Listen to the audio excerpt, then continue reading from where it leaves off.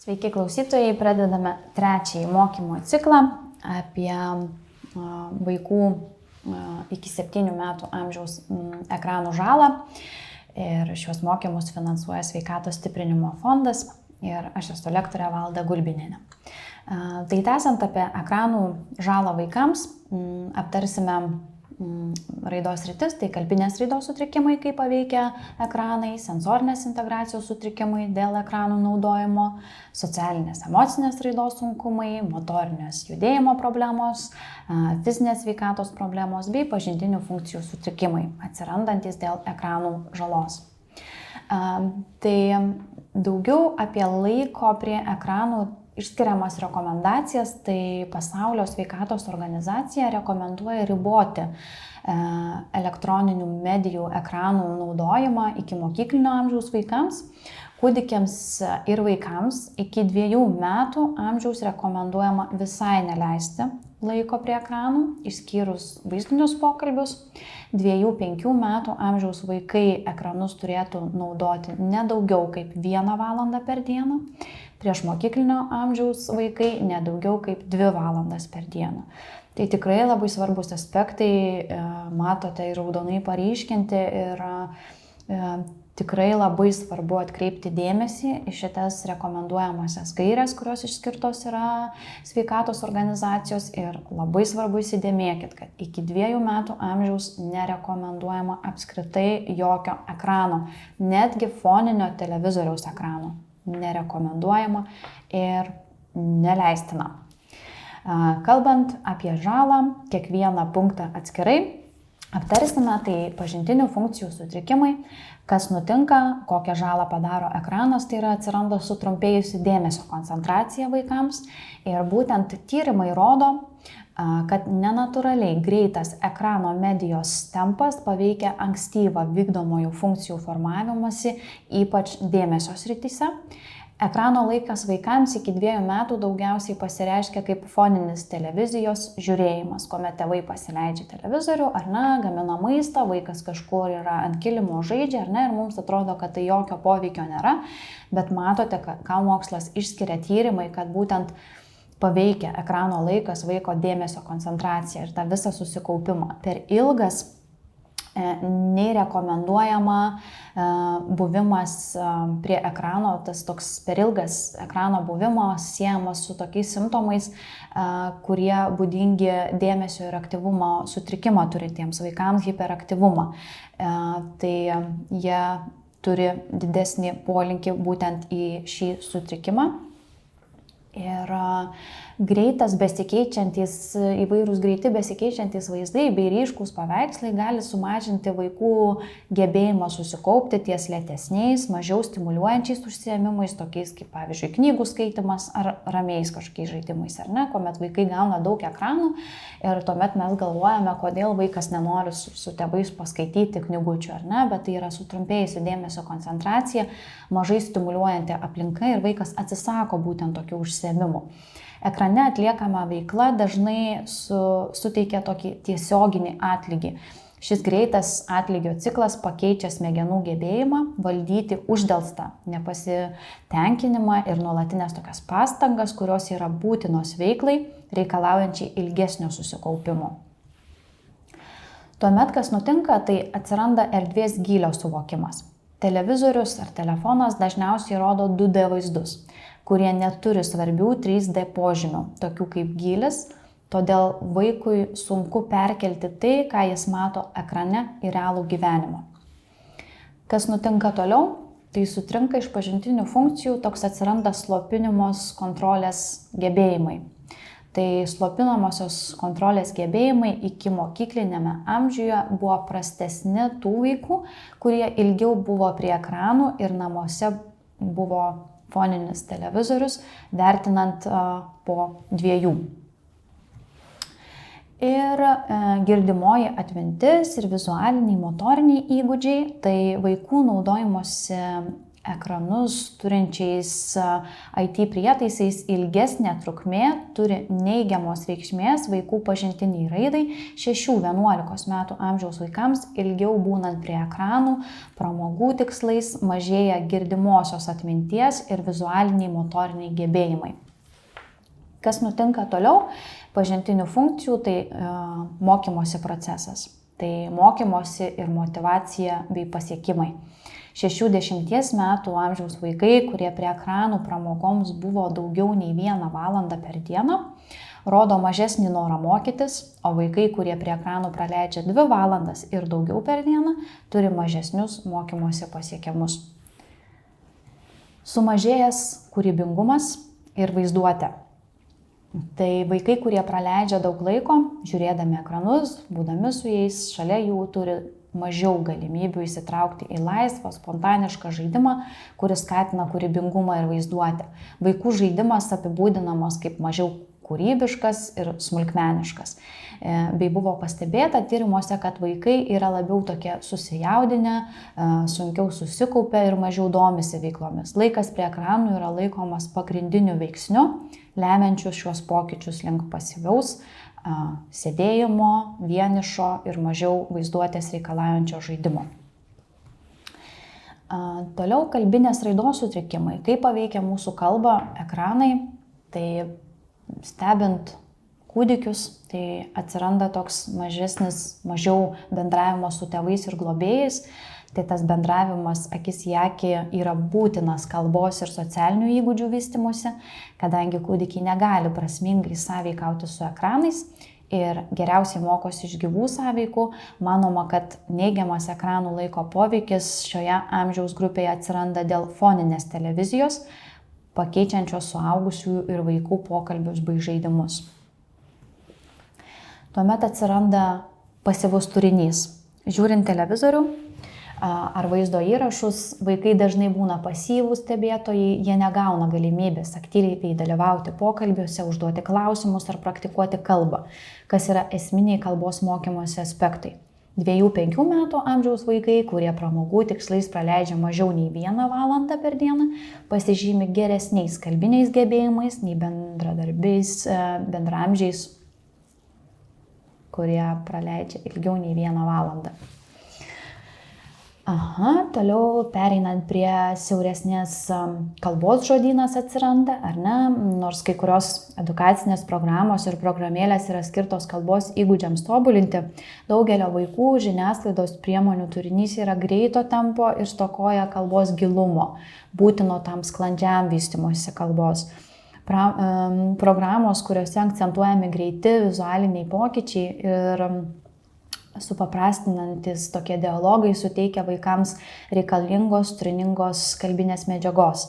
Be to, reklamose dažnai vartojama pasikartojant ir paprasta kalba, kuri nekelia iššūkių vaikų kalbiniams gebėjimams.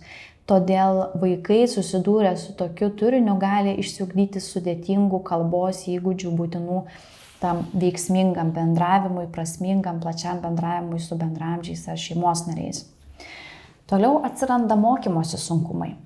Ekranų žala tai paveikia ir tuos akademinius įgūdžius, tai akademinių požiūrių vaikams, kurių kalbos įgūdžiai vėluoja, gali būti sunku suprasti skaitomą tekstą, vykdyti nurodymus ir aiškiai reikšti mintis, todėl jie patiria sunkumų visose mokymosi srityse. Socialinių požiūrių kalbos sutrikimai gali turėti įtakos vaiko gebėjimui bendrauti su bendraamžiais, suprasti socialinius ženklus ir užmegzti draugystę. Pavyzdžiui, vaikui, kuris sunkiai išsako mintis, gali būti sunku įsitraukti į pokalbius ar žaisti kartu su kitais, todėl jis gali jaustis izoliuotas ir nusivylęs. Pereinant prie ekranų žalos emociniam atpažinimui ir savireguliacijai, kaip tai paveikia, tai betarpiško bendravimo su tėvais sumažėjimas atsiranda vaikystėje dėl tų būtent technologijų naudojimo, taip pat sumažina ir galimybę vaikams išmokti reguliuoti emocijas, jas atpažinti, mokytis pastebėti neverbalinius ženklus realiame bendravime. Ekranų naudojimas yra susijęs su prastesniais savireguliacijos gebėjimais. Leidimas naudotis technologijomis, kuomet vaikas verkia ar yra suirzęs, išgyvena emocijų iškrovą, laikinai leidžia jam nurimti, tačiau ilgalaikėje perspektyvoje tai nepadeda išmokyti jų reguliuoti tinkamais būdais tas emocijas bei tampa įpročiu, kurį ateityje gali būti labai sunku pakeisti. Empatijos vystymasis. Tai empatijos vystymuisi, būtent ta pati empatija vystosi per tiesioginį bendravimą ir patyrimą, kai vaikas mokosi suprasti ir reaguoti į kitų žmonių jausmus. Vaikai, kurie praleidžia daug laiko prie ekranų, gali turėti mažiau galimybių patirti ir praktikuoti empatiją realiame gyvenime. Emocinio intelekto vystymasis. Emocinis intelektas apima tą gebėjimą atpažinti, suprasti, valdyti savo emocijas bei suprasti kitų emocijas. Ir vaikai, kurie mažai bendrauja akis į akį, gali turėti mažiau išvystytą emocinį intelektą. Ar ne? Atrodo labai paprasti dalykai, kurie gali turėti labai ryškias pasekmes ateityje. Ar ne? Dėl viso emocinio intelekto išsivystymo ar empatijos nesuvokimo ir neišsivystymo būtent dėl tos ekranų patiriamos žalos. Tuomet turime vėlgi dėl empatijos sumažėjimo, tai daugelis tų programų ir žaidimų skirtų mažiems vaikams yra skirti daugiau pramogai, o ne emocinio intelekto ugdymui. Ir juose dažnai rodomos perdėtos emocijos arba supaprastinti siužetai, visiškai neatspindantis realaus gyvenimo, emocinio išgyvenimo sudėtingumo. Ir be to ekranai gali sukurti aplinką, kurioje vaikai gali būti jautresni kitų emocijoms, ilgalaikis smurtinio ar agresyvaus turinio net ir animacinio poveikio tas poveikis gali sumažinti vaikų jautrumą kitų žmonių kančioms ir jisai gali būti visiškai neužjaučiantis ir nesuprasti kito savo, tarkim, draugo ar mažesnio brolio sesės. Toliau atsiranda padidėjusi nerimo ir depresijos rizika. Čia jau daugiau išsiaiškinama paauglystėje šie simptomai atsiranda, tai tyrimai teigia, jog vaikai ir paaugliai, kurie kasdien prie ekranų praleisdavo po kelias valandas, dvigubai dažniau būdingi nerimo ir depresiškumo simptomai.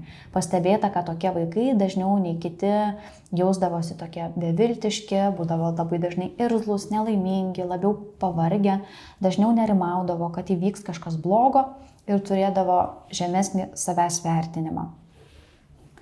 Socialinės raidos sunkumai atsirandantis dėl ekrano, tai sumažėjęs bendravimas su kitais. Tai mažiau laiko bendrauja akis į akį, vaikai daug laiko praleidžia prie ekranų, turi mažiau galimybių bendrauti akis į akį su kitais ir būtent toks bendravimas yra esminis socialinių įgūdžių, tokių kaip empatija, socialinė išraiška ir neverbalinė komunikacija jos vystymuisi. Sumažėjęs žaidimas su bendraamžiais. Kas nutinka, tai žaidimai su kitais vaikais yra labai svarbus socialiniam vystymuisi. Jie mokosi dalintis, bendradarbiauti, spręsti konfliktus, suprasti kitų emocijas. Ir tas per ilgas laikas prie ekranų gali sumažinti laiką praleidžiamą žaidžiant su bendraamžiais, ar ne? Kuomet vaikas kuo ilgiau žaidžia prie ekranų, praranda tikrąjį laiką su bendraamžiais ir to pasekoje būtent ir mažėja tas bendravimas su kitais, nes ilgalaikiai perspektyvoje jie tiesiog net nebemoka bendrauti būtent su bendraamžiais, nes būna pripratę tiesiog prie ekraninio fono. Ir kokios socializacijos įgūdžių stoka atsirandanti, tai būtent teigiama, kad 5 metų vaikai, kurie ilgiau buvo veikiami televizijos medijos, turėjo žemesnį socialinės kompetencijos lygį. Nustatyta, kad 2-5 metų vaikų laikas praleistas žiūrint televiziją ir kitokio tipo ekranų mediją, kompiuterius, buvo neigiamai susijęs su gebėjimu socializuoti su kitais. Ypač palyginus su tais, kurie mažiau laiko praleido prie ekranų. Vaikai daugiau laiko naudojantis ekranų mediją turėjo daugiau sunkumų laikantis nurodymų.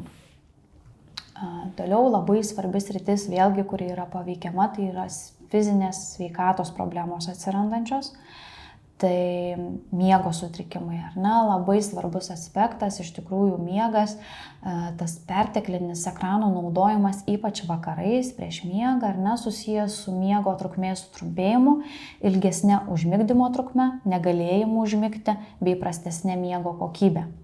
Mėlyna šviesa, kurią skleidžia ekranai, gali sumažinti melatonino gamybą, kuris būtent ir atsakingas už miego procesus. Melatonino gamybą skatina tamsa, o lėtina mėlyna šviesa, kuris sklinda būtent iš išmaniųjų įrenginių. Tyrimai taip pat patvirtina, kad ekranų naudojimas, ypač paskutinę valandą prieš miegą, turi sąsają su miego kokybės pablogėjimu ir trumpesnė jo trukme. Ar ne? Tai vėlgi tikrai labai svarbus sakinys, kurį matot raudonai paryškintas, kad būtent tas mūsų miego hormonas melatoninas ir jo gamyba skatina tamsą, o mėlyna šviesa, ekrano šviesa skatina būtent lėtina tą melatonino gamybą ir blogina mūsų miego kokybę.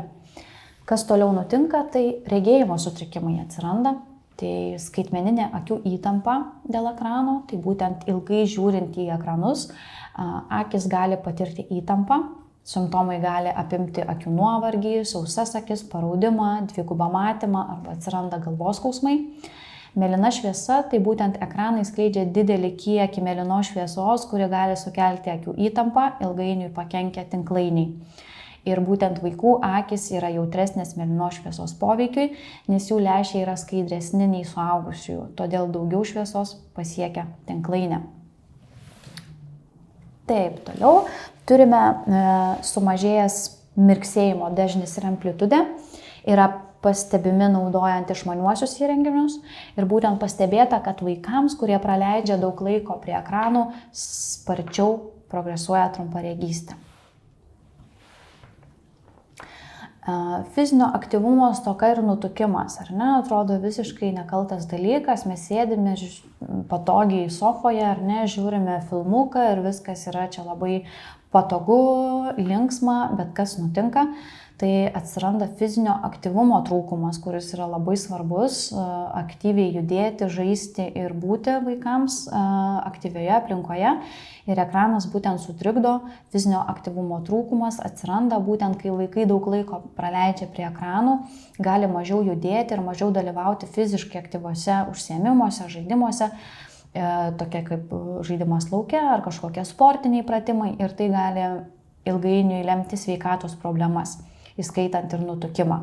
Nutukimo rizika, tai ilgas laikas prie ekranų gali skatinti neaktyvų gyvenimo būdą, kuris yra susijęs su padidėjusia kūno masės indekso ir nutukimo rizika vaikystėje.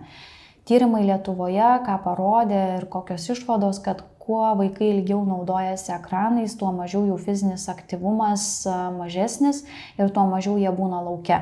Be to, ilgiau prie ekranų būnantis vaikai dažniau vartoja saldumynus ir mažos vertės kaloringą maistą.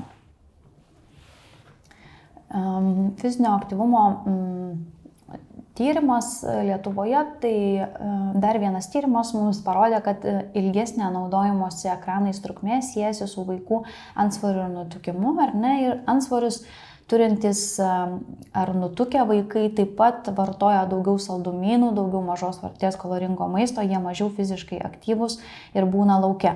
Dauguma reklamų, kurias vaikai mato, yra susijusios su maistu ir ypač skatina cukraus ir saldumynų vartojimą.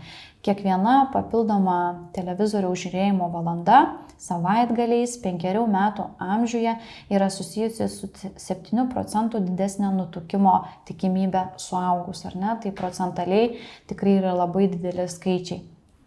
Ir labai svarbu įsidėmėti šį aspektą. Toliau turime tai, kad dėl fizinio aktyvumo stokos, valgydamas, žiūrint televizorių ar naudojantis kitų išmaniuoju įrenginiu, gali padidinti kalorijų suvartojimą, nes nepajaučiamas toks sotumo jausmas arba jis pastebimas tik persivalgius. Daugiau nei pusė 2-5 metų amžiaus vaikų ir net 2/3 mokyklinio amžiaus vaikų naudoja ekranus turinčius IT prietaisus valgio metu.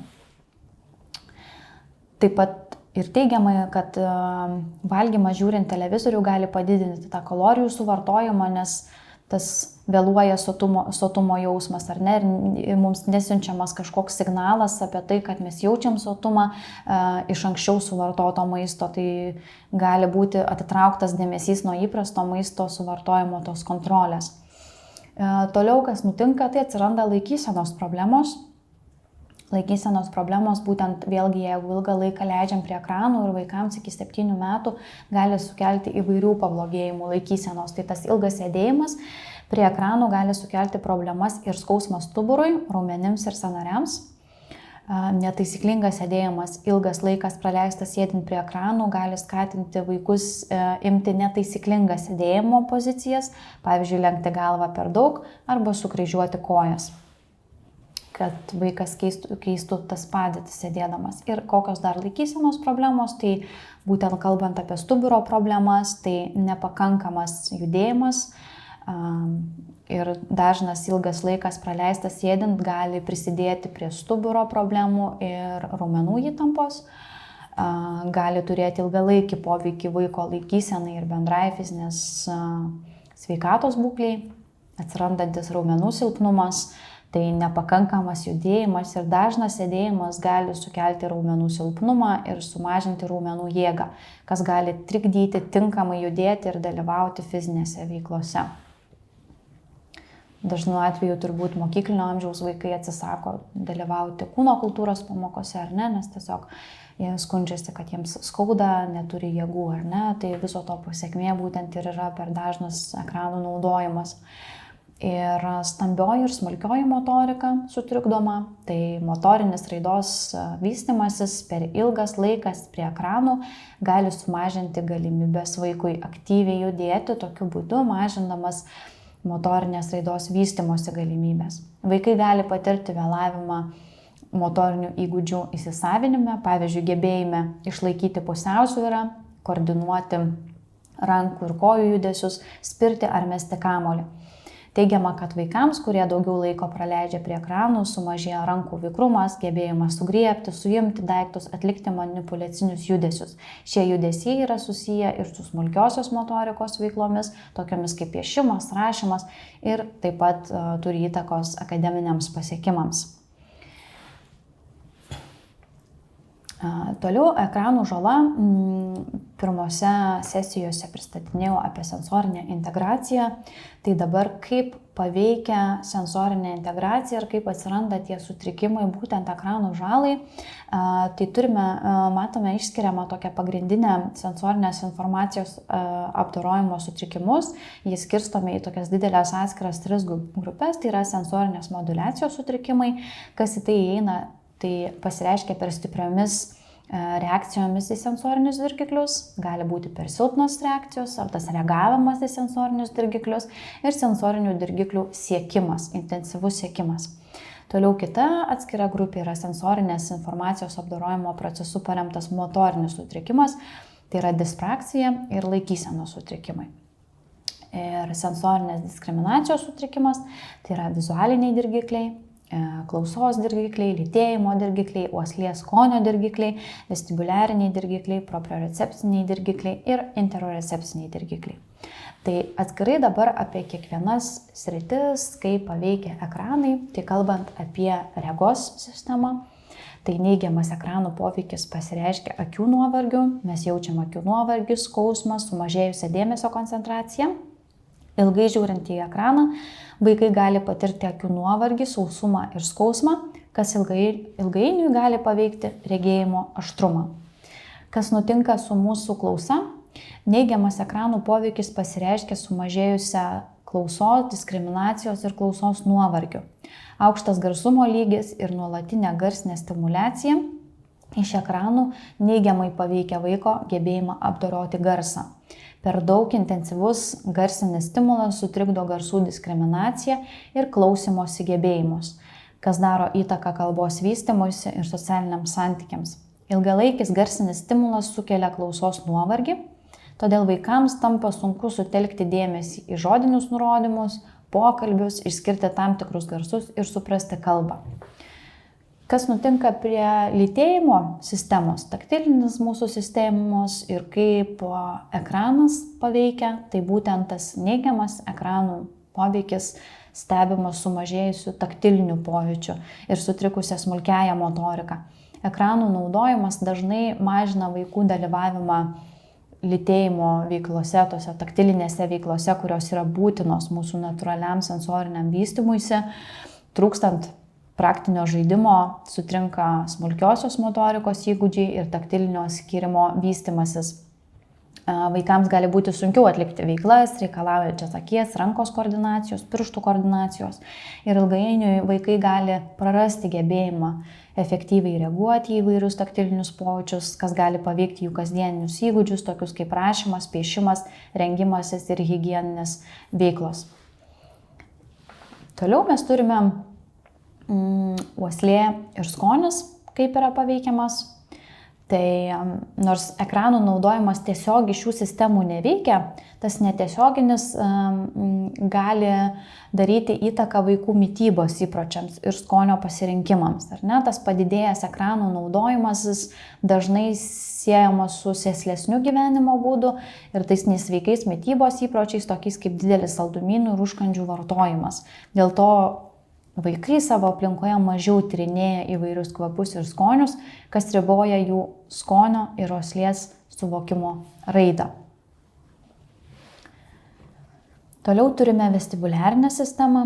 Kaip ji yra paveikiama, tai būtent tas ekranų poveikis pasireiškia sumažėjusių vaikų fiziniu aktyvumu, sutrikusią pusiausvyrą ir koordinaciją, sumažėjęs fizinis aktyvumas neigiamai veikia vestibuliarinę sistemą, kuri yra svarbi mūsų pusiausvyrai ir erdviniai orientacijai.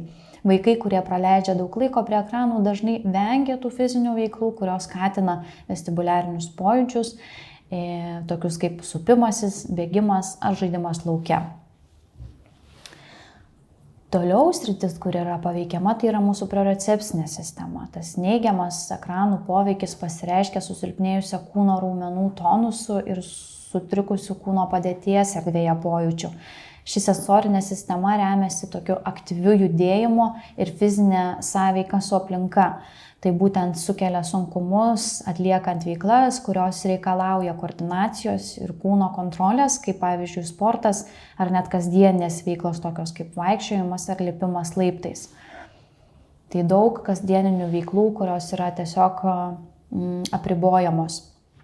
Toliau yra interorecepcinė sistema ir kaip ji paveikiama. Tai būtent tas neigiamas ekranų poveikis pasireiškia sumažėjusių vidinių kūno signalų suvokimu ir savireguliacijos problemomis. Per didelis ekranų naudojimas, ypač kai turinys yra labai įtraukiantis ir užimantis visą vaiko dėmesį, atitraukia vaikus nuo jų vidinių kūno signalų, kas sukelia savireguliacijos ir kūno poreikio suvokimo problemas. Ir turime dar vieną, tai kas nutinka, tai atsiranda sensorinė perkrova. Tai sensorinė perkrova ir kiti sensorinės informacijos iššūkiai gali sukelti įvairius fizinius ir emocinius simptomus, tokius kaip pasireiškia labai individualiai kiekvienam vaikui, tačiau kai kurie simptomai yra tikrai labai bendri ir labai dažnai pasireiškiantis daugeliui vaikų. Tai pagrindiniai tokie yra išskiriami, kai ypatingas dirglumas ir susijaudinimas, noras užsidengti ausis, akis arba bėgti iš situacijos arba kažkokios vietos, pasišalinti iš jos, apima nerimas ir baimės jausmas, vaikas nesiorientuoja aplinkoje ar situacijoje, nesugeba atsiriboti, nepaisinti jutiminio dirgiklio, garsų, stipraus kvapo, tampa neįmanoma sutelkti dėmesio, staiga atsiradęs galvos svaigimas, didesnis nei įprasta tas jautrumas tekstūroms atsiranda, visiems audiniams, drabužiams, etiketėms. Dažnai vaikai tiesiog jaučiasi nepatogiai drabužiuose, prašo tėvų, kad nukirptų etiketės, nes dažnai skundžiasi, kad jiems yra tiesiog nemalonu. Ir daugelis iš tikrųjų mokslininkų analizuoja, kad sensorinės informacijos apdorojimo sutrikimas, ta visa perkrova ir sensorinės informacijos iššūkiai gali sutelkti įvairius tokius fizinius ir emocinius simptomus, kurie pasireiškia labai individualiai, tačiau kai kurie simptomai tikrai, kaip ir minėjau, yra bendri. Tai kviečiu kiekvieną pagalvoti apie savo vaiką, ar būtent tą situaciją, ar būtent jūsų vaikas jautė panašius simptomus. Tai trečiąją dalį ciklo užbaigsime ir toliau kitose ciklo dalyse pradėsime daugiau analizuoti tą praktikinę dalį, situacijų analizės ir visas rekomendacijas, ką rekomenduojame būtent, kad vaikus atitraukti nuo tų ekranų.